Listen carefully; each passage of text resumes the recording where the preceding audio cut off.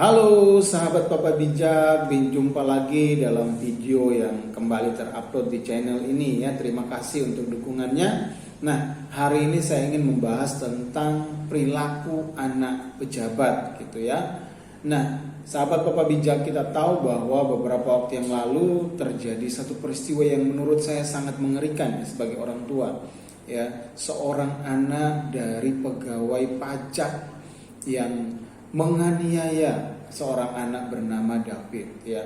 Wah, peristiwa itu menggemparkan, membuat banyak orang mengutuk, termasuk para pejabat yang mengeluarkan pernyataan-pernyataan mengutuk dan sebagainya.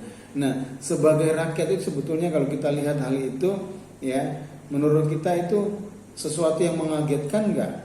Ya. Menurut saya enggak. Kenapa? Karena itulah perilaku pejabat-pejabat kita selama ini gitu ya.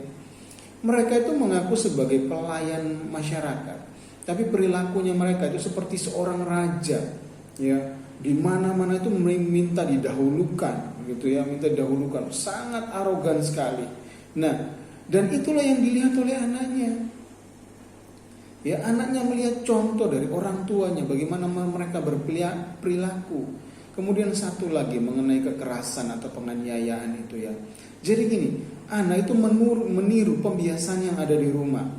Ketika anak itu melihat di rumah setiap orang tuanya ada masalah, mereka menyelesaikannya dengan kekerasan, entah itu terhadap anak, entah itu terhadap pasangannya, entah itu terhadap asisten rumah tangganya ya. Kekerasan itu bukan hanya kekerasan secara fisik ya, kekerasan dengan perkataan itu kan bisa saja. Nah, itu yang mereka lihat. Setiap ada masalah orang tuanya menyelesaikannya dengan cara kekerasan, dengan cara yang kasar. Sehingga ya hanya itu yang ada, yang tersimpan dalam otaknya bagaimana solusi dari setiap masalah. Sehingga ketika dia ada masalah ya solusinya adalah kekerasan. Ya, arogansi pejabat itu harus dihentikan.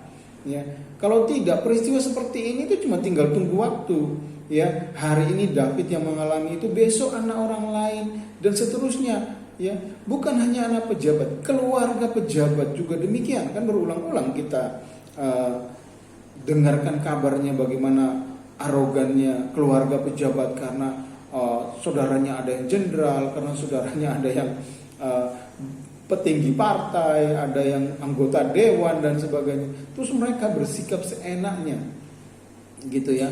Nah, ini harus dihentikan gitu ya.